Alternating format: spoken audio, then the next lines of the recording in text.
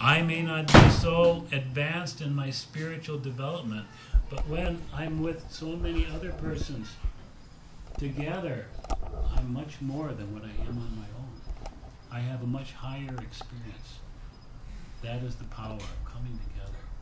That experience can go far beyond my personal, ordinary capacity.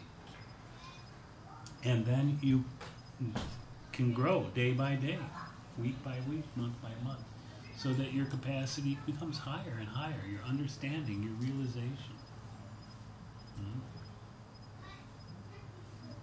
So we had spoken some different topics. I don't want to go too far today because we're on a very first topic, and I just wondered if anyone would like to ask any further question or want to make some comment or share some experience, something they felt today. It's good that we interact and share because it shows, well, first of all, that we're awake and participating.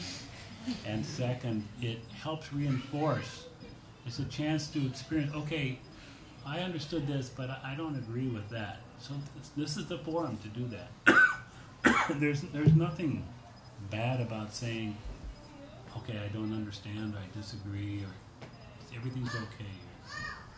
It's all right to come out. Because we have to let ourselves, put out exactly where we're at so we can move forward and understand in our understanding and our experience. So sharing, speaking about it is very, very important. So anyone? Oh, yes. I mean, I totally agree with everything you said, and I really appreciate you being here. And I had a chance to also participate in your video conference. It's a very great experience. On Thursday nights. Yeah, exactly. Thursday nights I have a video conference on the internet. Yeah, it's a very good experience. But as I said, and it's very hard to do not agree what you're saying. On the other hand, there is different perspectives to the things. For example, like you said, for instance, we're here like visitors, and then we will go back home. Like for instance, we live in Tampa, but I go visit Delhi, but I'm visiting there. But anyways, I have to at the very end to come back to Tampa, right? So, but there are like sayings. Let's say your home where you put your head, for instance, right? And myself, my personal experience. So I had chance to live in different countries, travel. So, and if I go and look back in my life, does it really matter where you're from, or does it really matter where you can make your home? You see, it's kind of, okay, fine, I'm not from here, but do I feel like I'm not from here? You see, it's like more association, and it's like your ability to create your home. You see, which is like, this is my personal experience versus something that I also agree with. You see, I totally agree what you say, but my personal experience tells me as well, so, which makes you like, father philosophically thinking, to think, both ways are possible, rather than you think, okay, you have to go back home, but I mean, like before you said, what's wrong with this world? There's a question or something similar to that. What's wrong with this materialistic world? You see, maybe like sometimes before I would bring you many, many, many things to say, oh, there's so many things wrong. But no, at a certain point, you see there's nothing wrong with it. It is what it is. It's a purpose. There is a purpose for that. Because once you realize the perfection of the Creator, there's nothing wrong with it. Everything follows a plan. Everything follows the order and logic. See what I mean? So it's like a different perspective. Like how you want to see? You want to see what is wrong with the world? And you're right, there are many things wrong. But from another perspective, there's nothing wrong. It is what it is. And we play a certain role in a certain place, time, whatever. There's nothing wrong. That's true. You understand? So what I'm saying, like, it's like, And some people, they would say, oh, you know, you can be critical, too many questions, but it's important you understand, you realize it's not a question, it's just different perspective to the, you know, and it's nothing wrong with that, or, you know what I mean? Yeah. So like, the different perspective, well, you just see things from different angle. Yes. I agree, that's totally true. Generally, when we go some other place, we tend to want that place to be like our home because we're comfortable there. And my point was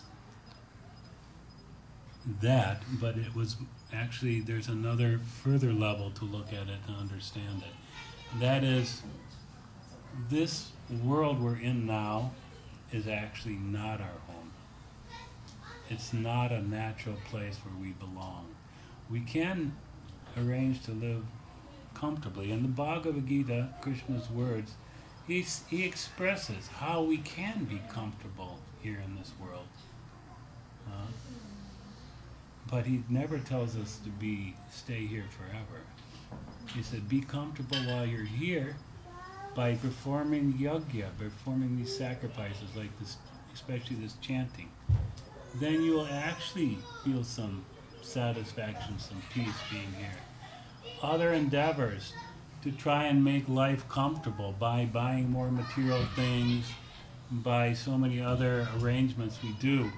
And because everyone's trying to be comfortable here, right? Is there anyone who doesn't want to be comfortable? We're all trying to be comfortable. But what will actually make us comfortable? If we're trying to make our comfort based on the body, it will not, my point was that it ultimately not possible. You'll never be fully comfortable with this body because ultimately you have to give it up. You have to leave. And nobody wants that, but you have to. So the real final level of comfort, there's an interim level of comfort that we have to have while we live here. Have things peaceful. Like I said, as you advance, the suffering goes down and goes away. But there is also a final level where the suffering ceases completely. And that's what we ultimately want. That's where we ultimately want to go. And that is what is called like a home. It's the spiritual world where Krishna is, where God is. I came from a Christian background, and I will say that in that line, there's not a clear concept of what the kingdom of God is like. Some people think it's just a materially comfortable setting. People are just don't have any pushing, no big work to do. They can do pleasurable things all the time.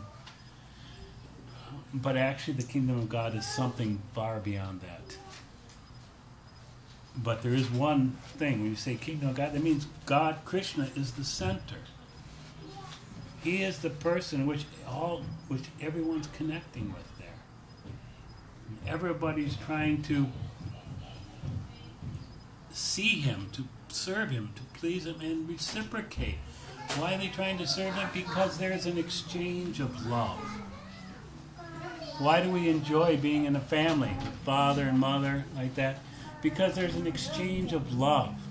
We're looking for love. So Krishna is the ultimate reservoir of love. He actually loves us so much that we've turned away from him for so many lives. And still, he doesn't give up on us. What we've done towards God is something we have to understand what we've done. Like if I'm talking to you now, you're looking at me and we're interfacing. But if I'm turning like this, away from you, how do you feel? Oh, he doesn't like me, he doesn't want me. He doesn't care about me because he won't look at me, he won't. But that's what we've done with Krishna. We've turned our back on him. We said, I'm really interested in my own happiness. I'm not interested in you. I'm not interested in the love and the benefits and the help you're trying to give me. I'm interested in me. So we've become very self-centered and very selfish. The selfishness is the biggest problem. Yes, exactly. So this Krishna, once we know who we are, then we can actually begin to understand how to stop this selfishness by connecting with the Supreme Person who is just giving his love. That bhakti is another way of, is meaning love. It's expression of our love. Initially, bhakti seems a very like a routine. The chanting seems a little mechanical. But actually, as we become more pure in our heart, we can actually express our love to God, to Krishna in that way. And there we can feel a deep personal reciprocation anywhere, anytime. It's not just here at this place on a Saturday evening, but in your home, at your work, anywhere you're traveling, you can feel that closeness. And that's what we actually want. We want that close relationship with somebody who really deeply cares about us and is always there for us. Always. So let me stop there and ask anyone else has some question or comment they'd like to, something they would like clarification.